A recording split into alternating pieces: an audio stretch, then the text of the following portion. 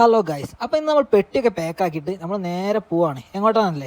കേരളം നമ്മൾക്ക് മതിയായി. അപ്പോൾ നേരെ ഇവിടുന്ന് വെച്ച് പിടിക്കാണ് ബാംഗ്ലൂർക്ക് പോകുന്നത് കൊണ്ടാണോ എന്ന് അറിയില്ല. ഷബീറിൻ്റെ വണ്ടിയൊക്കെ കേകി മിനുക്കി കുട്ടപ്പനാക്കി എടുക്കുന്നുണ്ട് കേട്ടോ. കൈകിട്ടും ഓന് മതിയാവില്ല.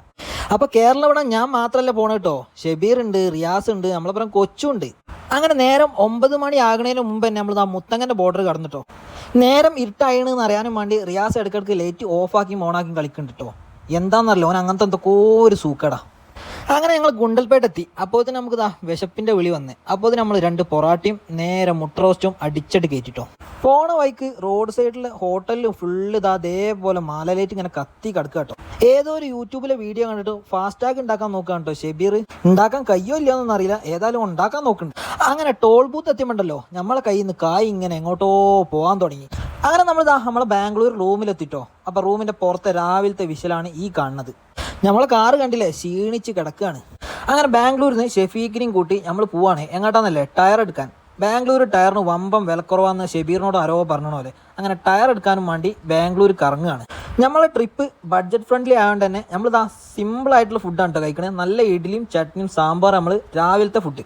റിയാസ് ആണെങ്കിൽ ദോശയും തിന്ന്, ദോശ ആണെങ്കിൽ പാളിയും ചെയ്ത് കരിഞ്ഞു പോയി. പിന്നെ നമ്മൾ പോയതേ ബാംഗ്ലൂർ സൂക്കാട്ടോ. അപ്പോൾ നമുക്കൊരു വലിയ പ്രതീക്ഷ ഇല്ലാതെ ഇനി പോയിന്. പക്ഷേ പ്രതീക്ഷ ഇല്ലാതെ പോകണമൊക്കെ നമുക്ക് അടിപൊളിയായിട്ടേ വരുള്ളൂ. അങ്ങനെ 5 ആൾക്ക് 1800 റുപ്യ ടിക്കറ്റും എടുത്ത് നമ്മൾ ബസ് കയറാൻ പോവാണ് കേട്ടോ. നമ്മളെ ബസ്സിലാണ് ഒറ്റ മലയാളി ഇല്ല, നമ്മൾ തന്നെ ഉള്ളൂ മലയാളി എന്ന് പറയാൻ, ബാക്കിയൊക്കെ കർണാടകക്കാരൻ കേട്ടോ. അങ്ങനെ ആദ്യം നമ്മൾ കണ്ടതുണ്ടല്ലോ ആനനെ കേട്ടോ. പിന്നെ നമ്മൾ കണ്ടത് മാനാട്ടോ. ഏതോരുത്തം മുന്നിൽ ഇരുന്ന് ഡ്രൈവറോട് കന്നഡ ഭാഷയിൽ എന്തൊക്കെയോ സംസാരിക്കുന്നുണ്ട് കേട്ടോ. നമ്മൾ മൈൻഡ് ചെയ്തില്ല. പുലിയൊക്കെ നമ്മളെ ബസ്സിന്റെ മുന്നിൽ കൂടെ പോകണം, ഓനാണെങ്കിൽ ഒരു പേടിയില്ല. ഇതൊക്കെ എന്ത് സിനിമ, ഒരു സൗണ്ട് കൂടി ഉണ്ടാക്കില്ല. നമ്മളെ കണ്ടപ്പോൾ പേടിച്ച് പോണതാ. ഒരുത്തനതാ അപ്പുറത്ത് കാറ്റുള്ളണ നല്ല സുഖമായിട്ട്.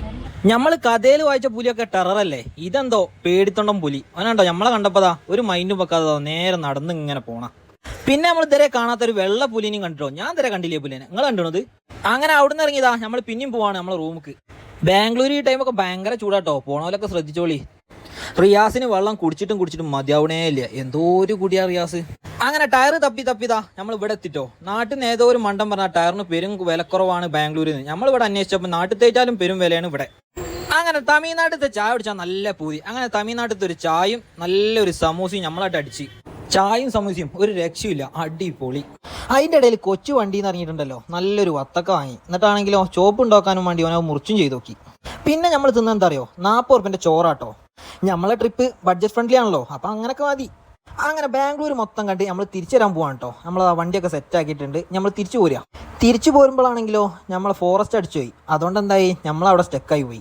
നമ്മൾ മാത്രമല്ല കേട്ടോ അവിടെ സ്റ്റെക്കായത്, കുറേ കർണാടകക്കാരും സ്റ്റെക്കായിട്ടുണ്ട്. അങ്ങനെ ബോർഡർ തുറന്നപ്പോൾ നമ്മൾ ശരം വിട്ടമാതിരി പോവാണ് കേട്ടോ. ആരോ പറഞ്ഞു നേരത്തെ കാട്ടിൻ്റെ ഉള്ളിൽ കയറിയാൽ ഉള്ള മൃഗങ്ങളൊക്കെ കാണാമെന്ന്. അതും കരുതി കൂട്ടിയാണ് നമ്മൾ നേരത്തെ ബോർഡർ കടന്നത്. പക്ഷേ എങ്കിൽ നമുക്ക് ഇരുട്ടത്ത് ഒരു മൃഗത്തിനും കാണാൻ കഴിഞ്ഞില്ല കേട്ടോ. പക്ഷേ കോട ഒരു രക്ഷയില്ല, അടിപൊളി കോടേന് കേട്ടോ. അങ്ങനെ ആ കോടൊക്കെ ആസ്വദിച്ച് നമ്മൾ സാവധാനം അങ്ങനെ വണ്ടിയിൽ ഇങ്ങനെ പോകാൻ തുടങ്ങി. അങ്ങനെ ഏകദേശം കാടൊക്കെ കഴിഞ്ഞ് നമ്മൾ ചുരത്താനായി. അങ്ങനെ നമ്മൾ 9ാമത്തെ ചുരം ഇറങ്ങാൻ കേട്ടോ. ചുരത്തുമ്മലാണ് അത്യാവശ്യം നല്ല ബ്ലോക്കും ഉണ്ടായി കേട്ടോ. അങ്ങനെ ചുരത്തിൻ്റെ ബ്ലോക്കൊക്കെ കഴിഞ്ഞ് നമ്മൾ നേരെ നാട്ടിൽ പിടിച്ചാണ്. അപ്പോൾ ഓക്കെ, ബൈ.